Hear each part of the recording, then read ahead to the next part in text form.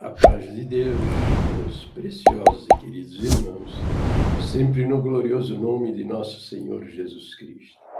Então está aqui a nossa querida irmã, né? A nossa irmã Rosângela. Ei, Rosângela, você está ficando fantástica, viu? E ó, veja, está crescendo o seu número de inscritos, tá bom? Agradeça aí, minha querida, sabe a quem? Os seus opositores, né? As pessoas que contestam as suas falas. Né? E estudar na CCB pode? É claro que pode, não só pode, como deve. Minha querida, é o seguinte, no seu vídeo você diz, né? Quer ver aqui, ó. Flores, hoje eu quero contar um pouquinho a respeito de estudar. O que significa estudar? É nós evoluirmos, né? Aprendermos a cada dia, tá? Então, hoje eu quero conversar com vocês que, a respeito da congregação, não aprovar as pessoas, principalmente as mulheres, a estudar, isso não procede, Flores. Por quê? Se isso fosse verdadeiro, não teria no nosso meio tantas mulheres maravilhosas, profissionais na área da saúde, profissionais na área da educação, na área do direito. Olha quantas advogadas, quantas psicólogas que têm, assim, a aptidão em seguir essa carreira da psicologia. Tenho várias amigas de quando congregávamos, quando jovens, hoje são profissionais belíssimas, capacitadíssimas. Então, veja bem, é o seguinte, ela está fazendo um discurso aí, dizendo que o objetivo é dizer que os opositores da congregação dizem que a congregação proíbe estudar. O que não é verdade, né? A congregação não proíbe estudar profissões, né? Então, quer ver uma coisa? Vamos ver tópicos de ensinamentos, tá? Não proíbe estudar. Você pode se formar, né? Um engenheiro, um professor, um psicólogo, um médico. Quer ver? Ó, vamos ver os ensinamentos a respeito de estudar. Vou colocar aqui, ó. Estudo. Vamos lá. Estudo. Veja só, quer ver? Ó, aqui, ó. Então vamos lá, ó. A congregação proíbe estudar a Bíblia, né? Eles mandam examinar, mas não proíbem estudar a Bíblia. Veja, aqui está falando isso. Os servos de Deus não têm estudos de seminários. Tá? Então, essa é uma bandeira da congregação que sou no Brasil. É a eleição da deusa da ignorância no meio do ministério. Mas vamos lá ao foco do vídeo. Novamente aqui, ó, outra vez aqui. Seminário Teológico Evangélico, perguntas de sectários sobre a obra de Deus que cresce e progride tanto em nosso meio. Pessoas pertencentes a Seminário Teológico Evangélico que fazem estudos sobre a origem e o desenvolvimento de diversas igrejas evangélicas têm vindo frequentemente assistir nossos cultos. Então, aqui eles vão manifestar a sua repulsa ao estudo da Bíblia, teologia, etc. Né? Agora, aqui vamos ver mais um item aqui, ó, o 46. Não devemos pregar contra o estudo. Há servos de Deus que interpretam como uma proibição de estudo a parte da palavra que diz. É o muito estudar em enfado da carne. Não é proibido estudar. Nesta reunião é dado esclarecimento a todos. O que não podemos fazer é estudar a palavra de Deus. Quanto a estudar para ampliar os conhecimentos na parte material, em nossa profissão ou outras atividades, é coisa boa e proveitosa. Tá? Quem tem oportunidade de estudar deve aproveitá-la. Atualmente, com o grande desenvolvimento da nossa nação, o estudo tornou-se indispensável. Está vendo? Ok? Então, vamos ver outra aqui. Vamos ver lá. Vamos avançar mais um pouco. Estudar. Vamos agora ver a palavra estudar, onde nós contamos ensino sobre estudar. Temos quantas menções? Vamos voltar. A primeira delas está aqui, ó. Fala sobre estudar instrumentos musicais e sobre as mulheres que são livres para estudar outros instrumentos, mas veja, não é para tocar na orquestra. Na orquestra é só o órgão, uma perseguição diabólica, né? Uma coisa terrível. Apostasia da fé em Maringá, estado do Paraná. O servo de Deus que atende a esta congregação trouxe-nos a notícia sobre a rebelião promovida por um pequeno grupo de pessoas que eram nossos irmãos, porém se deixaram iludir pelo adversário. Começaram a estudar materialmente a Bíblia, tendo sido tomados por um espírito de engrandecimento que os leva a menosprezar os servos de Deus. Blasfemam contra a sã doutrina e contra as coisas santas de Deus. Utilizam-se também da liberdade de se levantar perante o povo para lançar doutrinas totalmente estranhas, tentando dividir a obra de Deus. Tá? Então, veja, eles são contra o estudo, né, da palavra de Deus, não contra o estudo profissional, né, na formação de psicólogo, psiquiatra, médicos, engenheiros, professores, nada disso. Tá? Então, a nossa querida, né, Rosângela está por fora, deveria se informar mais um pouco. Tá? Daqui em diante, ela vai contar, né, como é que Deus cumpriu na vida dela, né, a palavra, abençoando ela ricamente, já foi posterior e tal, é uma coisa linda, entendeu? Mas, filha, não cabe aqui, tá? O assunto aqui é outro, tá bom? Eu tenho coisas maravilhosas na minha vida, tá? Que mostram que Deus está na minha vida de uma maneira que não está na sua, entendeu?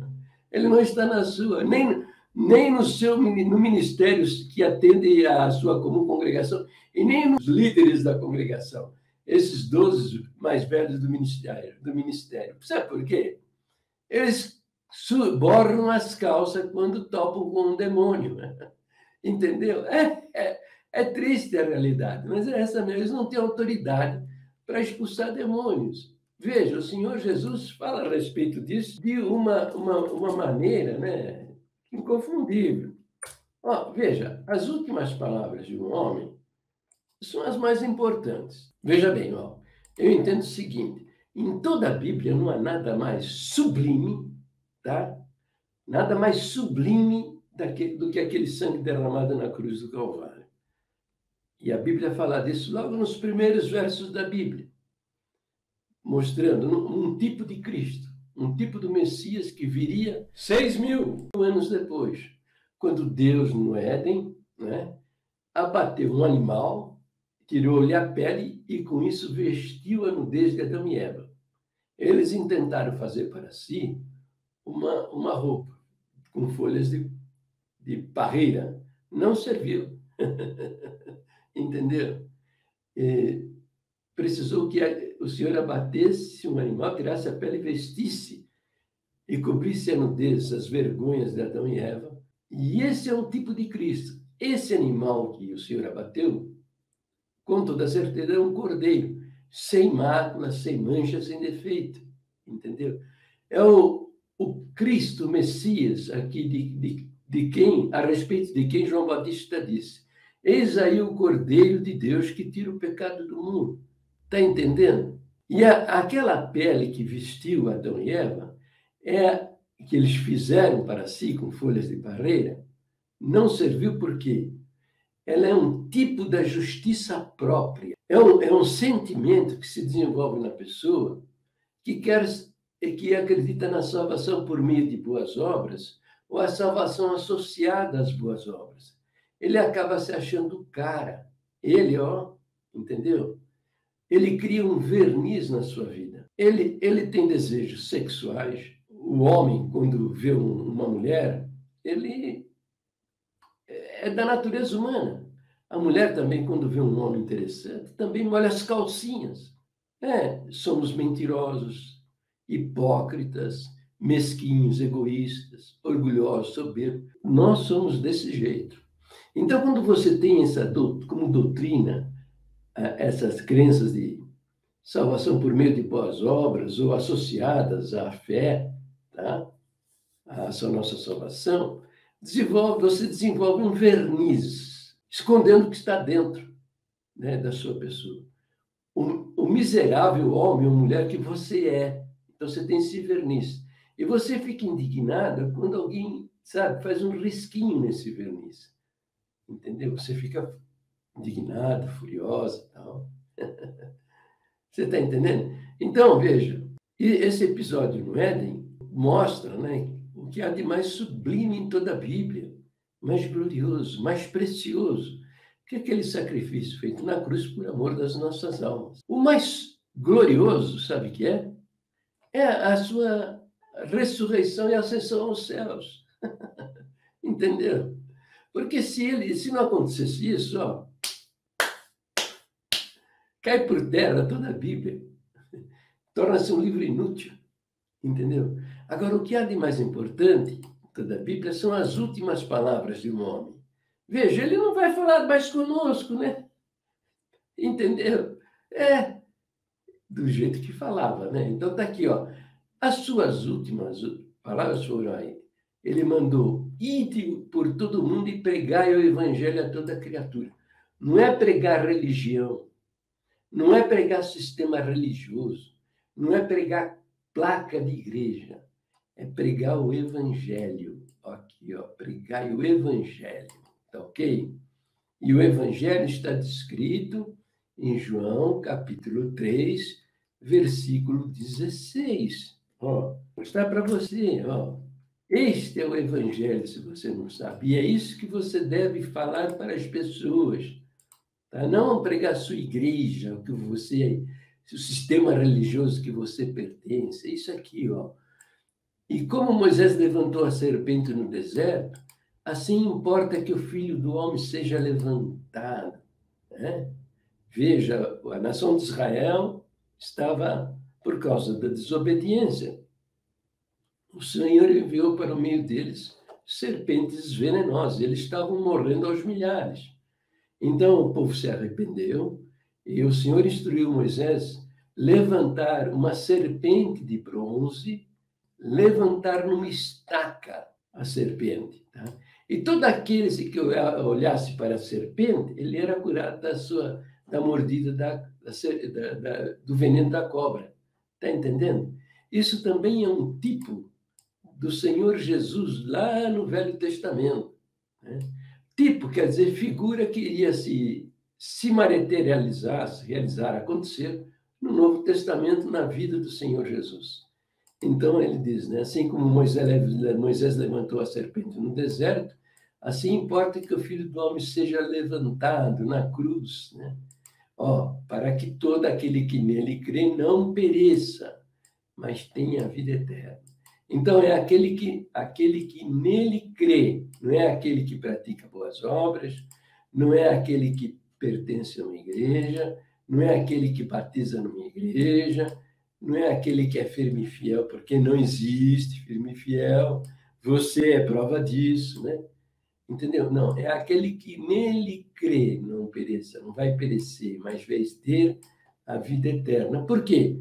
Quando ele foi levantado na cruz do Calvário, ali na cruz ele pagou as suas culpas, os seus pecados, e você está livre. Não tem como cobrar duas vezes a mesma dívida. Ei, entra na sua cabeça aí, que idiotice, né? Querer salvar-se com seus próprios esforços para se justificar diante de Deus quando você já está justificado. Entendeu? Depois o 15 diz, olha, para que todo aquele que nele crê não pereça, mas tenha a vida eterna, porque Deus amou o mundo de tal maneira que deu seu Filho unigênito, para que todo aquele que nele crê não pereça, mas tenha a vida eterna. Porque Deus enviou seu Filho ao mundo, não para que condenasse o mundo, mas para que o mundo fosse salvo por ele. Quem crê nele não é condenado, está entendendo? Não é quem crê e batiza, quem crê e é firme e fiel, quem crê e pertence a uma igreja, nada disso. Quem crê e pratica boas obras, nada.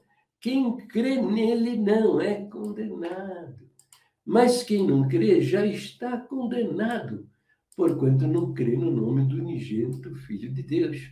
Quando você divide com o mérito do sangue derramado na cruz do Calvário, quando você quer dar uma ajudazinha, né, para entrar na glória de Deus, entendeu? Mostra que você não crê na suficiência daquele sangue. E você vai ser condenado, entendeu? A sua única esperança de salvação é aquele sangue lá, entendeu? Sem ele, nada feito, filho. Tá me entendendo? É dura a vida, né? Mas fazer o quê? Essa é a sua realidade.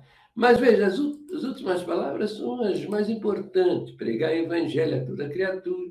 Quem crer e for batizado será salvo, mas quem não crer será condenado. Aqui não está associado o batismo à nossa salvação. Tá? Isso aqui é uma consequência. Você crê, aí você batiza. Poder, o Senhor Jesus, né? Adicionar novas coisas, se reunir com os irmãos, né? Ter amor ao próximo, podia colocar várias outras coisas. Mas ele não está dizendo que o batismo salva, ou que é preciso ser batizado para ser salvo. Entendeu? Depois disse, ó, e estes sinais seguirão os que crerem. Em meu nome expulsarão demônios. Agora, você segue homens que eles têm medo de demônios. Eles borram as calças dos demônios, eles saem correndo dos demônios, gritando de medo, entendeu? E outra coisa também, eu tenho feito vários vídeos convidando você para me explicar, né? Mas ela não respondeu a minha pergunta, né? Que lá por volta de 1940, criaram lá o pecado de morte, né? Vamos procurar aqui, olha. Pecado de morte, pecado para a morte. Pecado de morte para a morte, aqui, ó. Tá? Então, está aqui, ó. Provas do crime. Já em 1948, né? Eles criaram o pecado de morte. E um desses pecados, quer dizer, são vários pecados de morte. E ensinamento de 1984, a Assembleia de 1984 diz erros de doutrina. Pregar que adultério não é pecado de morte. Quem pregou que adultério e fornicação não é pecado de morte deve se retratar perante a Irmandade e desfazer o que disse. Servo que pregou erros de doutrina deverá receber a correção dada pelos outros servos, fazer o que disse perante outra Irmandade, perante a Irmandade e outro culto. Entendeu? Aí eu estou perguntando para ela, né? A respeito do Salvador. Salvador Bueno, o segundo na linha na linha de poder dentro da congregação, né? Ele diz, né? Que fomos nós, fofoqueiros, né? Que criamos o pecado de morte.